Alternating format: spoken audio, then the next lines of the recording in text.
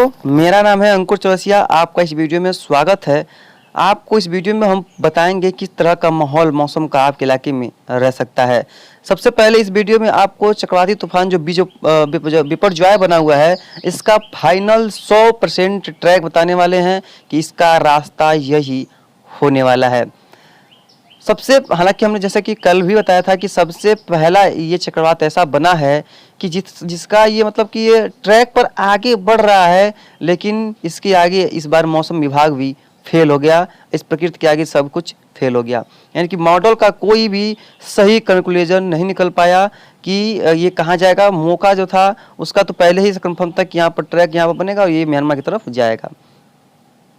इसका अभी भी जो है ट्रैक अभी भी क्लियर नहीं है, लेकिन अब हम क्लियर बता देते हैं कि कहाँ पर इसका रास्ता होने वाला है और कहाँ पर ये किस तरह से जाने वाला है। देखिए, इसका अगर रास्ता बताया जाए तो उसके बारे में हम फाइनल ट्रैक बाद में बताएंगे कि कहाँ पर ये जाने वाला है।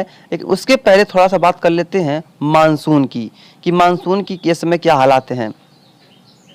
तो मानसूनी हवाएं पे देखिए जो मानसूनी हवाएं वो कर्नाटक तक जो काफ़ी अच्छी खासी देखिए ये अपनी पहुंच बना रही हैं। ठीक है, कर्नाटक तक बना रही हैं और इधर आएंगे आप थोड़ा सा तो देखेंगे कि जो पूर्वोत्तर राज्य का क्षेत्र है यहाँ तक भी मानसूनी हवाओं का पहुंच बन रहा है। यानी कि आज मानसून आगे बढ़ेगा और कई इलाकों में जो है आगे बढ़ करके स्थितियाँ अच्छी खासी कर सकता है। उसके बाद क्या होगा कि जब ये मानसून आगे बढ़ने लगेगा उसके बाद ये धीरे धीरे जल्द ही ये जो है मानसून पूर्वोत्तर भारत को पार करके पश्चिम बंगाल को क्रॉस करके उसकी आगे बढ़ने वाला है। और उसके बाद धीरे धीरे तराई का जो बेल्ट है यूपी का बिहार का, यहाँ पर भी मानसून की दस्तक हो जाने की संभावना बनी रहेगी। ठीक है, चलिए पहले देख लेते हैं कि इस समय जो बादलों की स्थिति क्या है, कि बादल कहाँ पर डेवलप हैं, बादल किस तरह का माहौल बना रहे हैं। तो ये देखिए बादलों का यह स्थिति है। देखिए भले ही तूफान एक अरब सागर में बना हुआ है, लेकिन सबसे ज़्यादा जो बादलों का प्रभाव है वो बंगाल की खाड़ी में देखिए इस जगह पे दिखाई दे रहा है। पूरा बंगाल की खाड़ी, पूरा जहाँ पर मानसून की स्थितियाँ पहुँच चुकी हैं, बादल ही बादल नजर आ रहे हैं। ये आपको नजर आ रहा होगा, पूरा बंगाल की खाड़ी इस तरह से जो है ये भारत को छोड़ के पूरा बंगाल की खाड़ी में बादलों से ढका हुआ है। बादल जो है दिखाई दे रहे हैं और इनकी जो तापमान की स्थिति है काफ़ी ज़्यादा है। ये देखिए लगभग -80 डिग्री से पार है और 86-90 के करीब होगा यहाँ पर।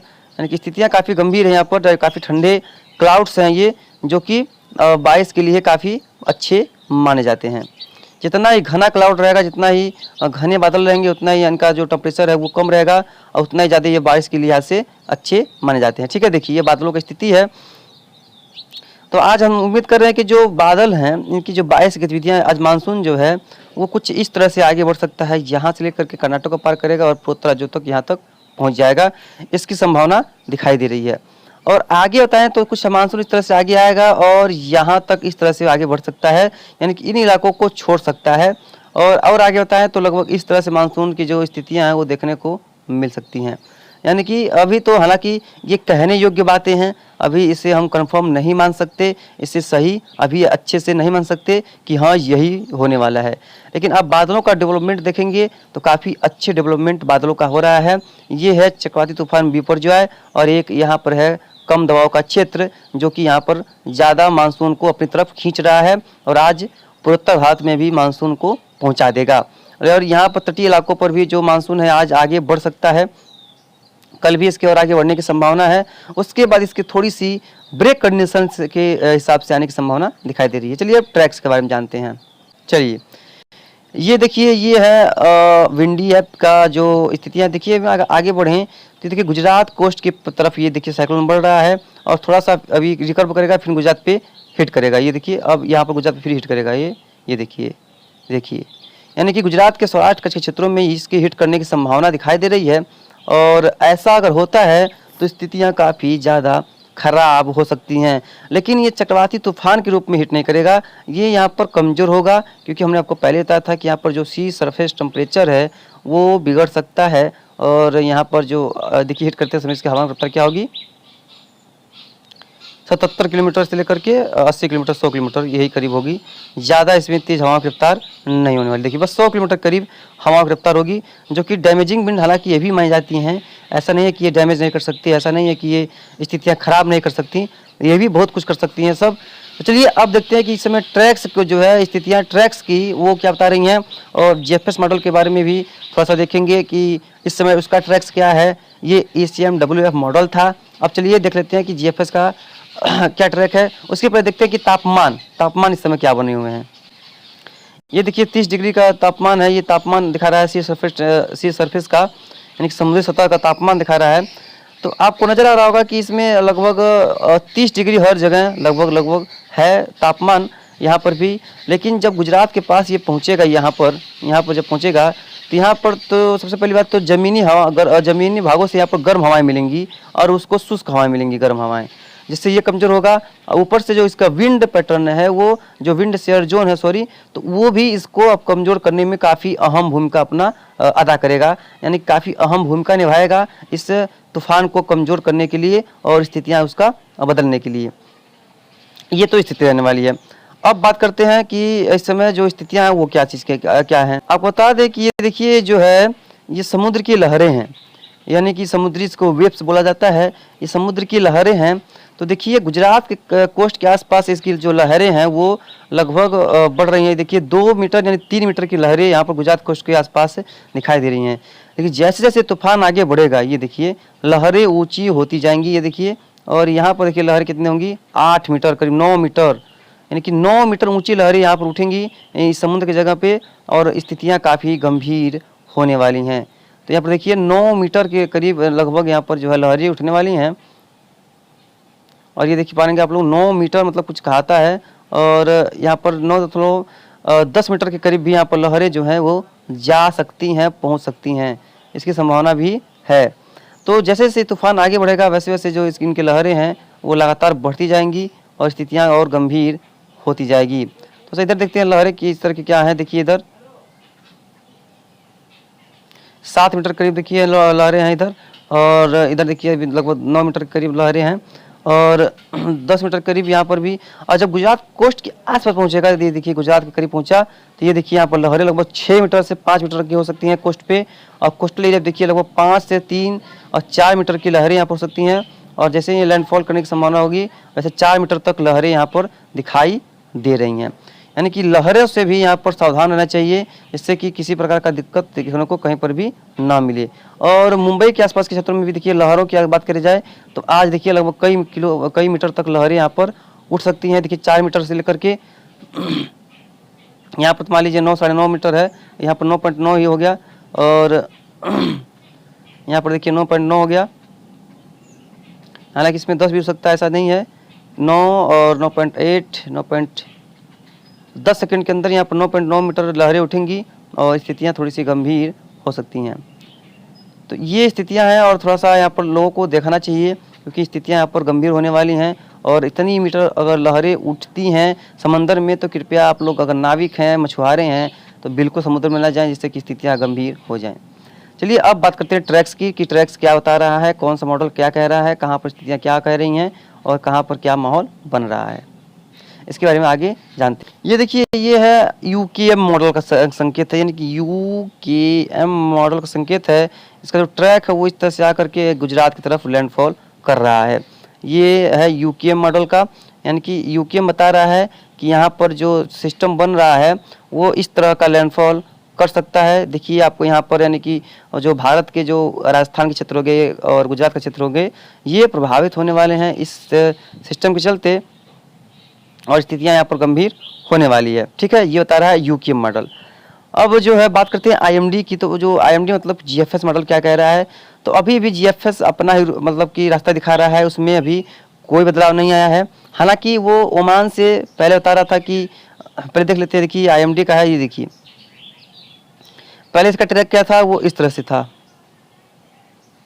अब इसका ट्रैक क्या है, थोड़ा सा उत्तरवर्ती होकर के इस तरह से है, यानी कि अब ये भी जो है गुजरात के कोस्ट की तरफ आ रहा है, और देखिए गुजरात की कोस्ट को ये टच कर रहा है। यानी कि ये जो स्थितियां हैं ये हैं कि यहाँ पर अभी भी ट्रैक क्लियर नहीं कर पाया है। मौसम विभाग का जो IMD का जो GFS मॉडल है वो अभी अलग बता रहा है, लेकिन ये जो देख पाएंगे ना गोल सा बलून सा बना हुआ है, ये बलून सा नहीं है। इसमें बताया जाता है कि ये यहाँ पर भी जा सकता है, यहाँ पर भी जा सकता है, इसके अंदर ये कहीं पर भी लैंडफॉल कर सकता है। इस बार मौसम विभाग का जो ट्रैक्स है वो गलत साबित हुआ है, क्योंकि पहले मौसम विभाग का ट्रैक्स कुछ इस तरह से था और ये ट्रैक आखिर में बदलना पड़ा, जबकि ऐसा होता नहीं है। तो इस बार जीएफएस के साथ साथ कोई मॉडल ऐसे नहीं थे जिन्होंने अच्छे से संकेत अच्छे से साथ दिया हो, कोई मॉडल नहीं था ऐसा जो साथ दिए हो। चलिए अब देखते हैं वो मॉडल की। ये देखिए BOM, ये वो मॉडल है। देखिए इसका तो लग रहा है कि बता रहा है कि सी सरफेस में ही खेला खत्म हो जाएगा, यानी कि सी सरफेस में ये मर्ज हो जाएगा, उसकी आगे ये नहीं बढ़ेगा, जिससे कि लोगों को ज़्यादा दिक्कत नहीं होगी। कोस्ट के इलाके हो गए, कहीं के भी इलाके हो गए। ये है BOMA मॉडल। 4 मॉडल इसमें दिखा रहे हैं हम। इसका जो स्थितियाँ हैं वो दिखा रहा है कितना छोटा ट्रैक है, यानी कि यहाँ से चला और यहाँ पर जा करके ये खत्म। और कल ये दिखा रहा था, कल की बात बता रहे हैं, इस तरह से दिखा रहा था, इस तरह से दिखा रहा था कल।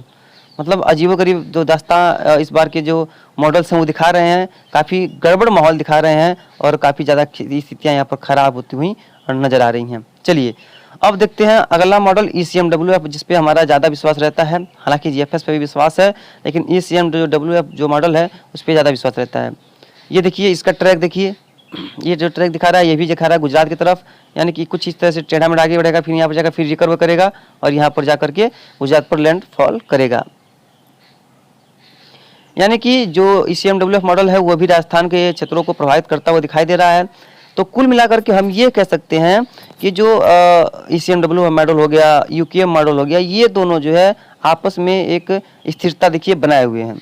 लगभग ट्रैक वही है, सेम टू सेम। देखिए ये UKM मॉडल का है, ये ECMWF मॉडल का है, लगभग वही सेम ट्रैक, इसमें कोई अलग नहीं है। देखिए इधर और इधर भी देखिए, लेकिन जो AMD और वो मॉडल है ये लगभग सेम है, यानी कि ये दोनों आपस में सेम है और ये दोनों आपस में सेम है। अब देखते हैं कि कहाँ पर इसके जाने की संभावना काफ़ी प्रबल है, उसके बारे में जान लेते हैं। तो इस ट्रैक को आपने देख लिया, चलिए अब जान लेते हैं। सबसे पहले इस तूफान को देखिए कितना ज़्यादा इसकी स्थिति बड़ी है, काफ़ी ज़्यादा ये प्रभावशाली सिस्टम है। तो इसके बारे में हम ट्रैक के बारे में बात करते हैं, तो हमारा क्या अनुमान है इसके बारे में जान लीजिए। देखिए सबसे पहला ट्रैक ये आगे बढ़ेगा और ये ओमान की तरफ जाएगा, ये पहला ट्रैक है। दूसरा ट्रैक ये है कि ये यहाँ से लेकर के रिकवर करेगा यहाँ तक। तीसरा ट्रैक है यहाँ पर ये सीधे हिट करेगा, ठीक है। तो जो इसकी संभावना है ये है केवल 20% की, जो इसकी संभावना है, इसकी संभावना है लगभग 80% की। और जो इसकी संभावना है, इसकी संभावना इस 20% में से निकाल लेंगे तो इसका संभावना भी है लगभग 10% इसका और 10% इसका। यानी कि हम कह सकते हैं कि हमारा क्या अनुमान है, तो ये यहाँ से आएगा और गुजरात के होते हुए राजस्थान की तरफ प्रवेश करेगा। इसकी संभावना 80% की है, तो वही ट्रैक रहने वाला है। ये रास्ता पकड़ेगा और राजस्थान के ऊपर ये जाएगा, यानी कि राजस्थान को भी इस बार बारिश देखने को मिलेगी, ये तो कन्फर्म है। और गुजरात से भी, हालांकि इसका जो ट्रैक हमने बनाए हुए इस तरह से कुछ बनाया है, तो इसके गुजरात की भी लैंडफॉल करने की संभावना रहेगी और ये थोड़ा सा आगे इस तरह से आगे बढ़ सकता है। तो आपको बता दें जैसे ही लैंडफॉल करेगा ये काफ़ी कमज़ोर हो जाएगा, ये अपना जो अस्तित्व खो देगा, जिससे कि लोगों को यहाँ पर जो दिक्कत है वो देखने को नहीं मिलेगी। देखते हैं एक सिस्टम बनने वाला है 19 के आसपास। हालांकि अभी इसमें कोई ECMWF मॉडल में संकेत नहीं है और GFS में देख लेते हैं क्या संकेत है, उसके बारे में भी थोड़ा सा जानने का प्रयास कर लेते हैं। ये है GFS मॉडल। देखिए इसमें तो अभी जो है गुजरात करीब से जा रहा है और कराची में लैंडफॉल करके देखिए गुजरात की तरफ ही आ रहा है। यानी कि कुल मिलाकर के अब हम जैसे कि हमने ट्रैक जो बताया वही ट्रैक रहने वाला है, इसमें अब कोई बदलाव नहीं होगा और स्थितियाँ अब काबू में हो जाएंगी। इसकी संभावना काफ़ी प्रबल है और मानसून भी काफ़ी तेज़ी से आगे इस बार बढ़ सकता है, इसकी संभावना भी काफ़ी ज़्यादा नज़र आ रही है। तो उम्मीद करते हैं आपको वीडियो समझ में आ गई होगी। अगर नहीं समझ आई हो तो कमेंट कीजिएगा और आगे और GFS मॉडल का संकेत भी आप देख लीजिए। फिलहाल इस वीडियो में आज तक इतना ही, मिलते हैं इसका अगले वीडियो, तब तक के लिए लगातार चैनल पे बने रहिए। धन्यवाद।